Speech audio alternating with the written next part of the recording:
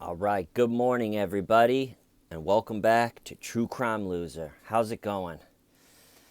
Or good evening, if that's what you're into. Either one. Okay, so I'm not going to waste any time up front. I hope everyone's doing well. Thanks for being here. Today is the second video of my Stephen Mcdaniel's coverage. The first video, I kind of established a timeline and went over his behavior leading up to the murder. This video is going to pick up right after the murder on kind of his behavior, his attempts to get away with it, and continuing the timeline. If you need to be brought up to speed, he has troll hair. He enjoys long, dark sessions on the internet talking to lonely guys, and he likes violent rape porn. He's into that. And something I left out of yesterday's video that I forgot. So if you were on the fence about him after yesterday's video, they also found a bunch of child pornography on his computer, and his lawyer, in a video, I think that came out this August, said that it was his 32 years of being a lawyer, and it was the worst child pornography collection that like anyone's ever seen or something. So cool, Steven. Just when you thought Steven couldn't get any cooler. All right, so let's just get into this. So the murder, I don't know. Something doesn't add up to me with this. The timeline is weird. The mistakes or just the lack of effort that Steven showed to hide evidence, I don't know if Steven really was trying to get away with it, as crazy as that sounds. All right, but let's just get into it. Here are the things that Steven had going for him if he wanted to have a chance to get away with this murder. One, there's no forced entry into the apartment. As we all know, he had a master key to the entire apartment building.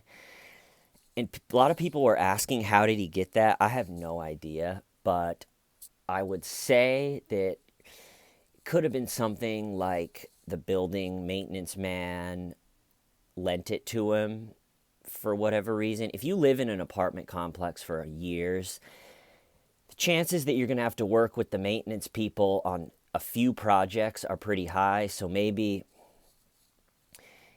something happened and they said, here, use this key to get into the maintenance closet, while we're doing this, or here, borrow this key while we're using this key, and he ran and made a copy of it. Or maybe he stole it. He saw like a chain of keys hanging up somewhere, and he quickly stole it and went and made a copy and brought it back or something. I think someone that thinks like Steven, he's got the troll hair.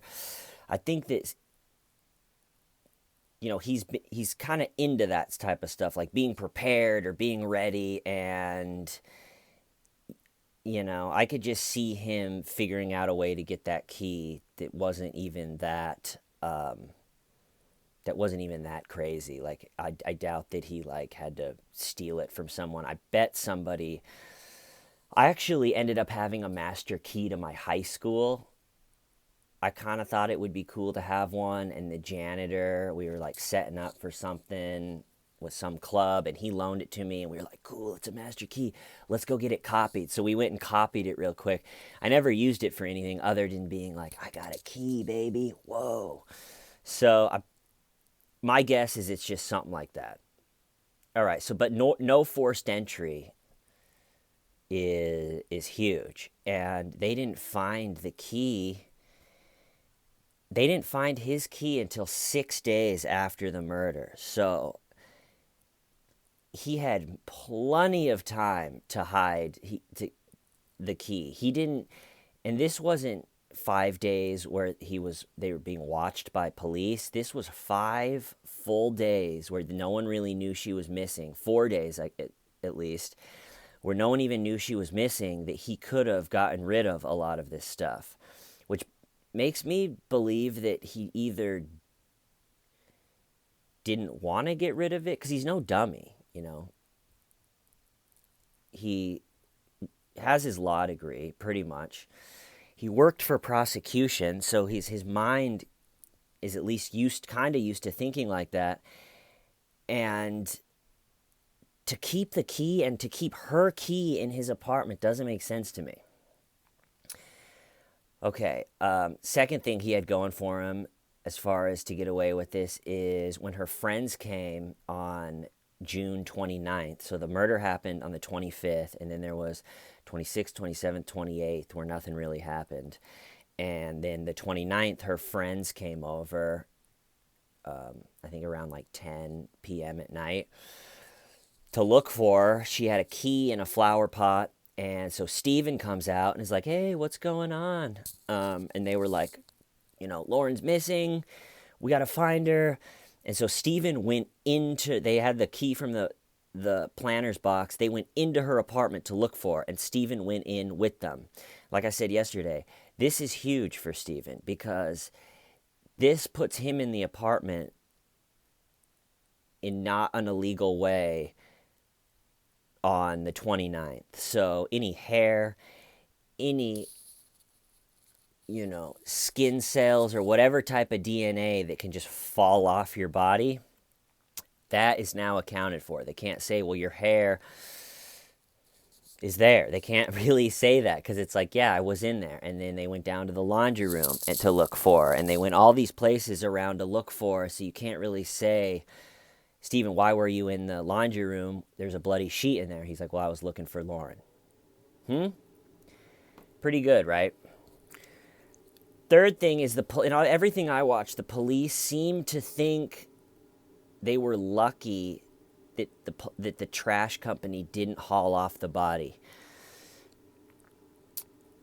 Steven wrapped all the parts of the body tightly in a bunch of trash bags and then just dumped them in the trash at the apartment complex, which seems very sloppy to me. And I think that's backed up with the point that the body was found, so it didn't work. But according to the police, they were very close to not finding the body, and if the trash picked it up, it just would have been gone, which it would have been a whole different ball game for the troll head if that would have been the case. Okay, next, just his law degree I put in the list of things going for him. He quickly refused the polygraph. Just refused it, which, like going back to a Chris Watts case, why? Why would he agree to take that 6-hour brutal nightmare and just get beat up by Tammy, knowing that he lied? Like, you might as well just say no. No, I can't bear to do something like that. So he refuses the polygraph, and so now there's no forced entry. There's, no saying, even though they did. What's funny is I don't think they had hair ever around the body. Turns out, ironically enough, the hair is not there, Steven. I think he's just bluffing in the interrogation. I don't think they had any really like DNA evidence. So anyway, they can't pick up a piece of hair on her bed and say, Steven, this is your hair, because he was in there looking for her. They have the body, but there doesn't seem to be any evidence connecting him to that. He refuses the polygraph, and there doesn't seem, from everything that I've watched, there doesn't seem to be any DNA evidence. There doesn't seem to be any hair. The hair's not there, turns out. There doesn't seem to be any other DNA at all, which, as we get into the court proceedings later on, probably not in this video, you'll see the state really does not want to go to trial. For 2 years, they just offer him plea bargains, which he turns down. And then finally, they find the video that was on a camera of him snooping around in her apartment the night of the murder before it happened. And then after that, he took a plea deal, which now he's trying to reverse and say his lawyers didn't represent him correctly. But yeah, I mean, anyway, so you could tell the state, even though they had like all this stuff, they had a key into her apartment, they still really didn't have the tightest case. They didn't have a confession.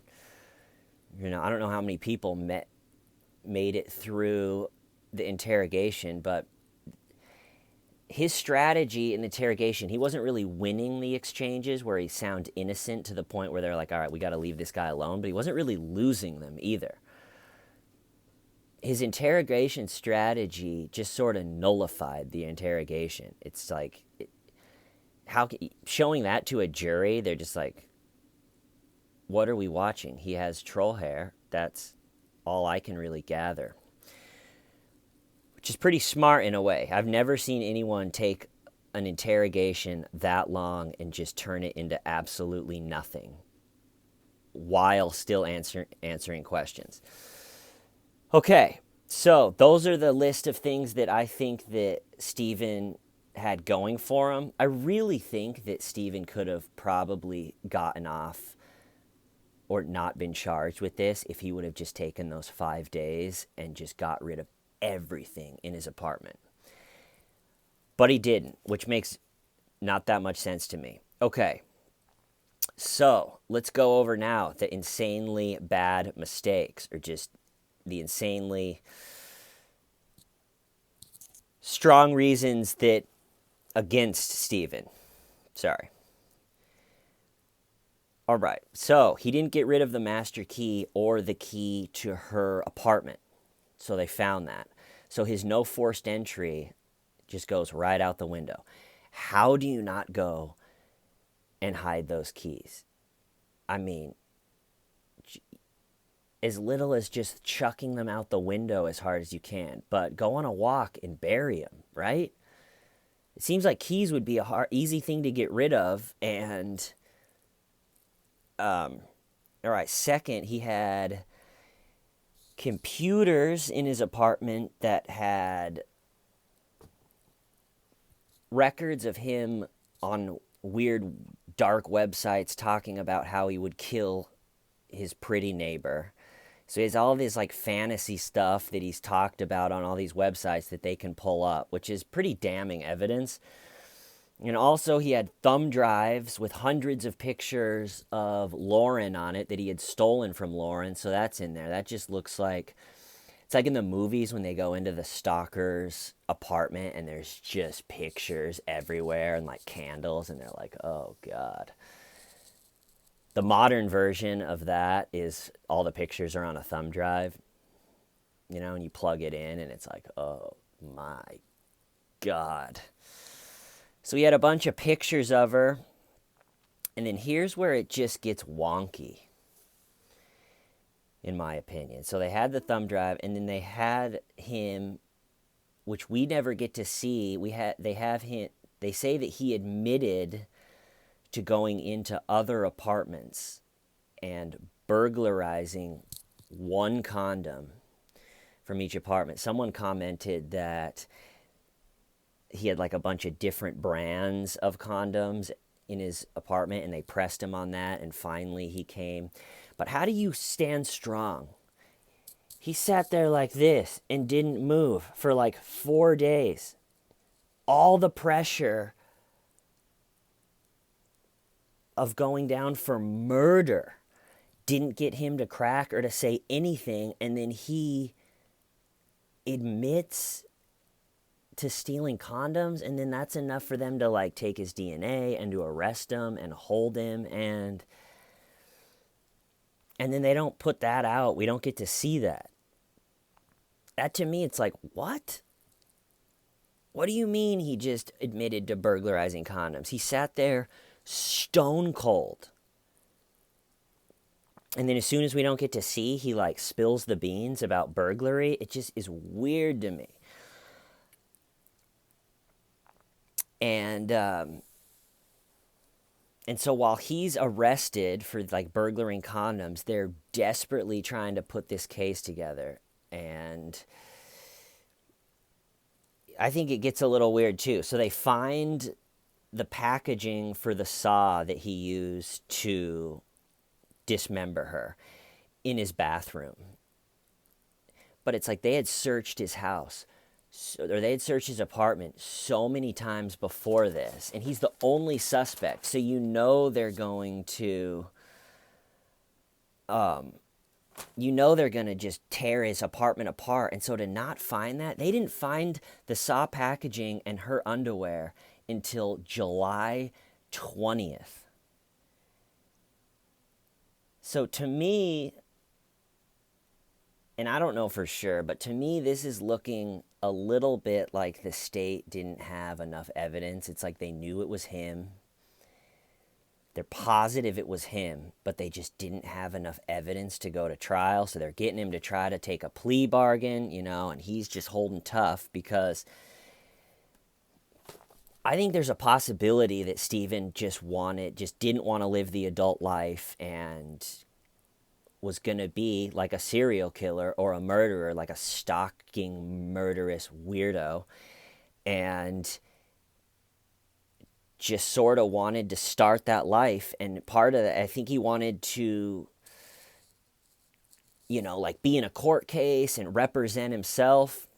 What I'm trying to say is I either think that the cops needed evidence and just put the saw packing in his bathroom and maybe like planted underwear in his apartment, or they were just trying to give enough evidence to go to trial.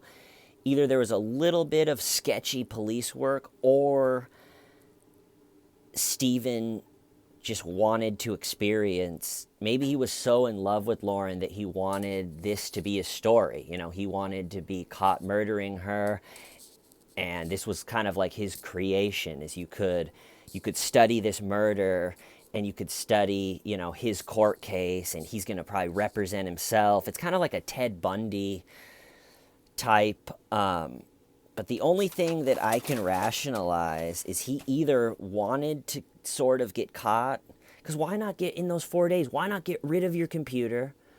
Why not get rid of the keys? Why not get rid of her underwear? Why not get rid of all that stuff? It would take 3 hours of just putting it all in a backpack and then taking a long walk around town and just throwing it away.